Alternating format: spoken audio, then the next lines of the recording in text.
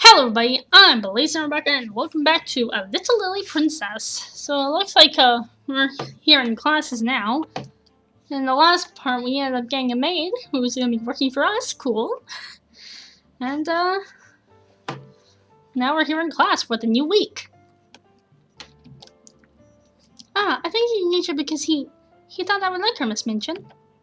I'm afraid you may have been... I am afraid that you may have been something of a spoiled little girl, and as such you always imagine that things are done because you like them. It is a fault in you, and one that we must endeavor to train away. My impression, Sarah, is that your papa wished for you to learn French. Uh-huh. I've never really learned to speak French, but this is quite enough. You have never learned, and so you must begin at once. The French master, Monsieur Dufar, will be here in a few minutes. Take this book and look at it until he arrives. Dutifully, Sarah stared at the illustrated pages in front of her. Le père, the father, la mère, the mother. You look rather cross, Sarah. I'm sorry you do not like the idea of learning French. No, I just don't like the idea that you're forcing it on me! That's the only thing I don't like. I'm very fond of it, but... You mustn't say but when you're told to do things. Yeah, you must not push people around.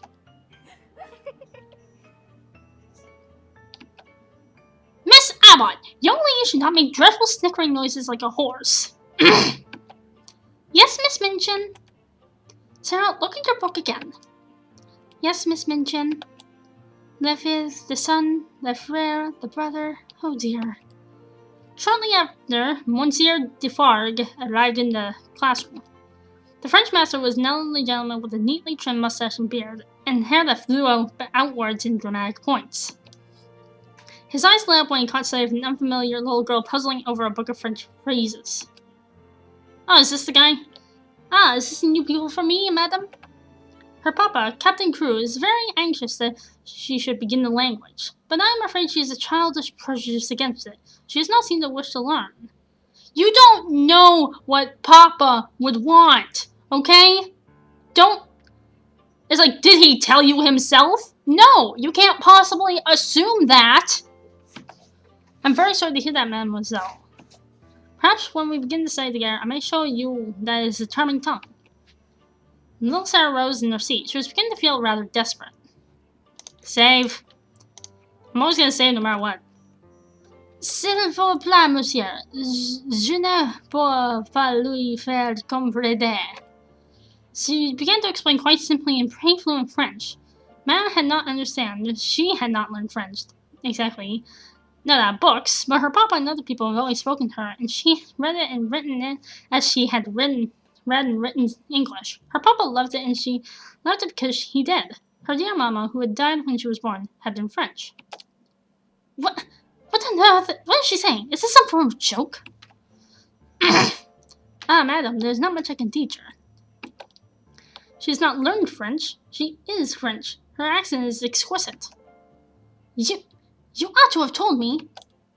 I tried. I suppose I did not begin right. It's like, well, maybe that was what I was trying to tell you, but you cut me off! That's rude!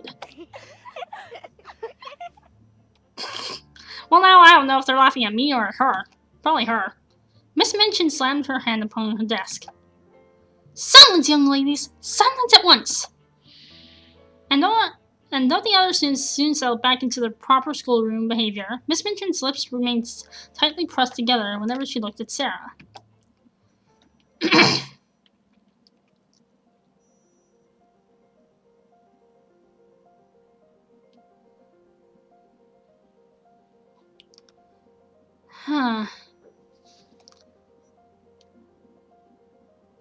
Let's write in diary. Let's keep Tuesday reading the book. Go for a... no... tea party, actually. Practice dance. Writing. Reading. Visiting. Playing. Dancing. Okay, final weeks. Okay, now my knowledge is up to... God damn it. And my artery is almost full. Patience, sympathy, grace, belief, and vigor. The French language fell naturally from Sarah's lips. There were other lips from which it seemed it could not escape at all, no matter how long the owner stared at her workbook. Le père, the father, le no, la mère, the mother. To Ermengarde, it had seemed almost unbelievable that a girl of her own age could string together so many words of French as if they were mere trifles. Despite her own feelings, she was devoting more effort than usual to the trial of understanding her lessons. Her eyeballs rested on the desk, and her hands under her chin, as she repeated the broken syllables under her breath. She stared so hard and bit the ribbon of her pigtails so fast that she attracted attention of Miss Minchin, who, feeling extremely cross at the moment, immediately pounced upon her. Miss St. John, what is the meaning of such conduct? What? Remove your elbows. Take your ribbon out of your mouth. Sit up at once. Yes, Miss Minchin. Wow. Matters did not improve for Miss St. John when the French master himself arrived. Good bread, le bon pain. Comely though he was, Monsieur Dufaur could not help but smile at her pronunciation. That is not quite correct. In could has been le bon pain. Le bon bang? Will you stop laughing? It's not nice. Girls, conduct yourselves. It isn't funny, really. They ought not to laugh. See, that's what I thought. It's like she's having some trouble, okay? That doesn't... You shouldn't laugh at her for it. Poor thing. It was a way of hers to want to spring into any fray in which someone was made uncomfortable or unhappy. My apologies, there's noise going on upstairs and I can't do anything about it. However, there is no way for any hero to defend or rescue Ermengarde from the horrors of education. At least, not until the lesson period had ended. Yes! I wanted to do this! You know what? Screw it. Play event. Having made up her mind to befriend the unfortunate Ermengarde, Sarah first had to seek her out. Someone like Lavinia could be easily tracked from a distance by the sharp sound of her voice or the drumming heels of a little girl stampeding away from her presence. Ermengarde, however, kept largely to herself and did not make a great deal of noise. Sarah found her at last, bundled rather disconsolately in a window seat. Forthright fearless, Sarah walked over to offer a friendly greeting. Hello, what is your name? Her name, of course, was already known as they had been introduced, however briefly, upon Sarah's arrival at school. This was, however, the traditional thing that little girls always said to each other by way of beginning an acquaintance. The etiquette of children has its own observations. My name is Ermengarde St. John. Mine is Sarah Crew. Yours is very pretty. It sounds like a storybook. Do you like it? To understand why she fluttered so nervously, one must recall that new people at school is, for a short time, a very uncertain thing. Cliques and friendships in a small environment can become very firmly set indeed, and have no room for the excluded, no matter how many years might pass. To the friendless, then, a new student brings with her a breath of hope. Here is someone who is not yet claimed. Perhaps she will like me? And yet, as she is unknown, friendship may not be a possibility. A new girl could equally be snobbish or foolish or mean-spirited. The hope is always adulterated with fear. Yikes! This pupil was even more noteworthy than most, for rumors about her had filled school even before her arrival. She had her own carriage and own maid.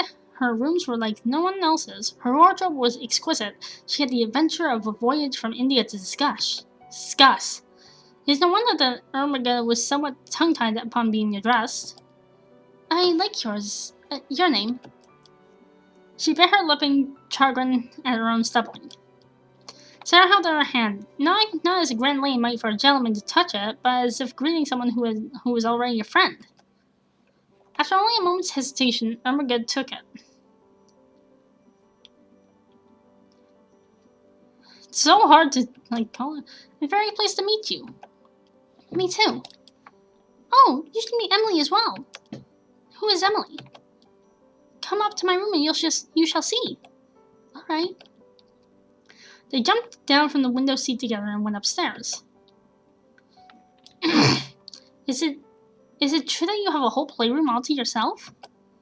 The ordinary pupils at Miss Minchin's Select Seminary had only small bedrooms of their own, enough space to sleep and dress and read if they were inclined. But for most activities, they must venture out. Yes, Papa asked Miss Minchin to let me have one. She opened the door and beckoned Ermengarde inside. Can I just call you guard? See, there's the sitting room through that door. Oh, it's beautiful. Oh, I love the fact that her eyes are sparkling. I love that. That's cute. Sometimes when I'm playing, I make up stories about the things I am doing and tell them to myself. And I don't like people to hear me. It spoils it if I think people might listen. Does that sound too selfish of me? No, I think that says a lot about your character. I do tell stories for others as well. It is only that some stories, particularly new ones that I'm only just making up, are private. They're too delicate to be shared. Ermengarde had paused, her eyes wide. Guard had paused, her eyes wide. You make them up? How can you do that? Why, anyone can make up things. Have you never tried? Where do stories come from? Inside my head. Don't you ever imagine things that might happen that haven't? You must have dreams when you sleep, at least.